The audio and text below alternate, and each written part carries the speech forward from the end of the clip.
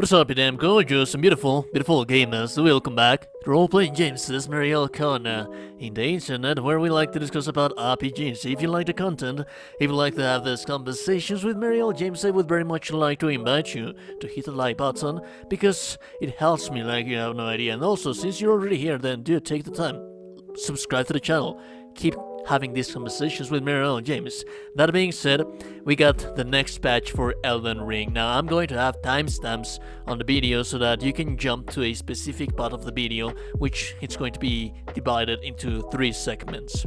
The new added content, they added new content, bug fixes that they implemented into the game, and the balancing.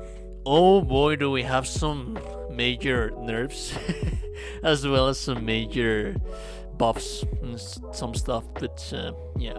That being said, let's continue first with the additional elements added into the game. They added a function to record an icon and the name of an NPC on the map when you encounter that NPC, which is very useful, you know. That way you will actually be able to track better your quests, so be sure to try that out. Added an NPC job on. Don't actually know what this guy is, but have fun trying to find it. Now this one is quite nice. Added new quest faces for the following NPCs: Dialos, Nefeli Luo, Kenneth Height, and Gatekeeper Gostok. Most of these NPCs, most of these quest lines ended up in like quite even like cliffhangers, so you might actually be able to continue their quest lines. Do bear in mind that if you actually, some of these you might actually still have them on your map, some others might have suffered some setbacks so you might actually have to try those quest lines on a new playthrough. So there's that. They added some summonable NPCs in multiple situations. This is quite nice for purely PvE offline players, people that needs an extra hand on boss fights, so it's nice to have those summonable NPCs out there in the world. There weren't many of them. They increased the number of patterns of objects player can imitate when using Mimic Spell, and they added a night background music for some open field area. So there's that. That's nice as well. Anyways, let's move on to the bugs that they fixed. They fixed the bug that prevented summoned NPCs from taking damage in some boss battles. They fixed the bug that sometimes prevented the player from obtaining an item after a boss battle, so that is actually quite bad. Thank God that they fixed it. Fixed the bug that causes dialogue to be skipped when talking to NPCs and using custom key configurations. That's a nice fix as well. The player freeze when writing, it's also fixed, seems to be fixed as well. They fixed the bug that causes arcane to scale incorrectly for some weapons, so you might actually not be afraid that much to be using your arcane builds. In a situation where the player cannot obtain more than 2 talisman pouches, added talisman pouch to Twin Maiden Husk's shop lineup. They fixed the bug that prevented the user from warping to sites of grace from the map at the end of the game, so you can freely keep exploring the world. Fixed a bug that prevented the player from moving to the next area after the battle with the fire giant. So if you had a save file stuck in there, should be fixed. They also fixed the bug that causes some weapons to have incorrect scaling after strengthening, so very much needed as well. They fixed the bug which causes some weapons to not use stat scaling, hugely needed as well. Fixed hang-ups in certain occasions. Fixed the bug which incorrectly displays multiplayer area boundary when playing online. They also fixed the bug that allows player to activate the Earthree's Great Shield weapon skill without absorbing an attack using a special combination of item and incantation. They fixed the bug where it causes Fire's Deadly Sin incantation to have a different effect. They should probably just nerf that one down a little bit. They fixed the bug with the Ash of War, Determination, and Royal Knight Resolve, where the damage buff will also apply to other weapons without that skill. So probably this is going to impact, it's going to be needing a little bit more testing, but might actually not apply anymore to sorceries or spells or incantations, which was very overpowered. If it is, it's a nice nerf, very much needed nerf. Adjusted the visual effect of unseen perform spell. Deleted the Rage Armor set from the game, which was mistakenly obtainable in a previous patch. Yeah.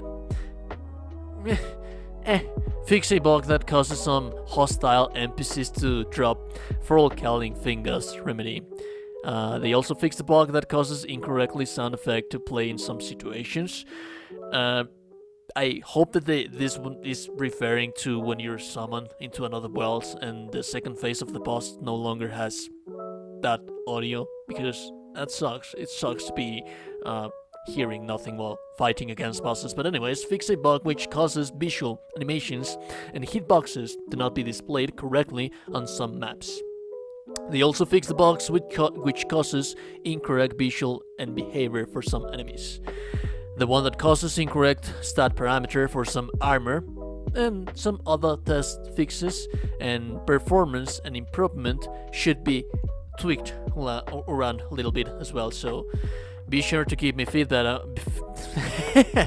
Be sure to give some feedback on the comments on that, because performance-wise, it's very much needed on PC.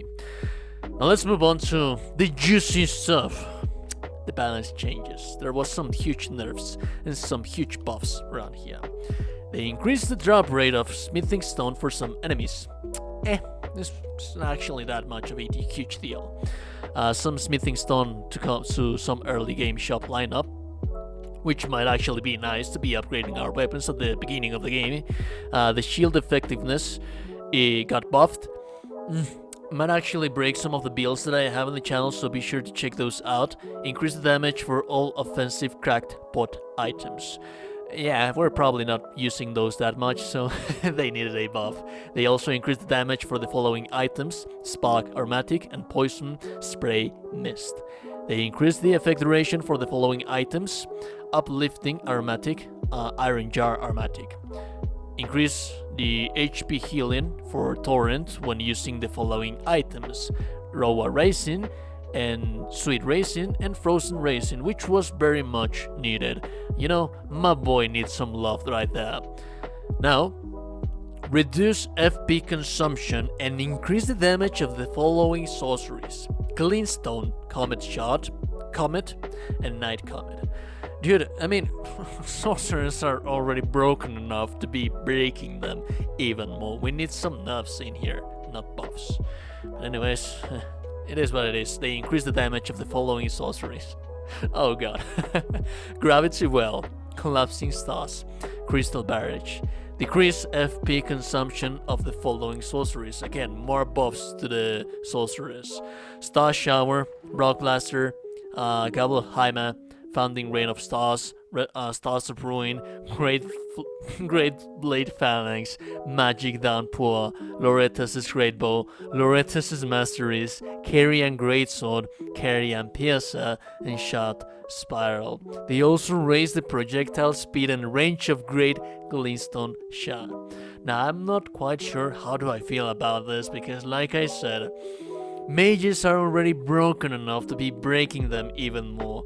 The whole discussion that the community has right now is that we need some nerfs on this balancing, because right now everything is so goddamn broken in this game.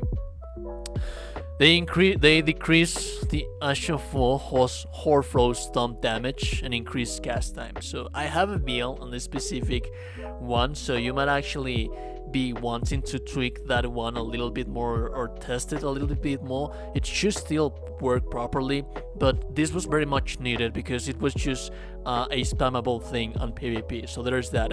They also increased Ash of War Bloody Slash self-inflict damage, so you will receive more damage, while slightly lowering the damage and increase the cast time.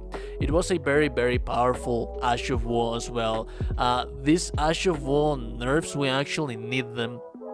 We actually do need them, because they are the ones that are breaking a little bit the PvP scenario right now.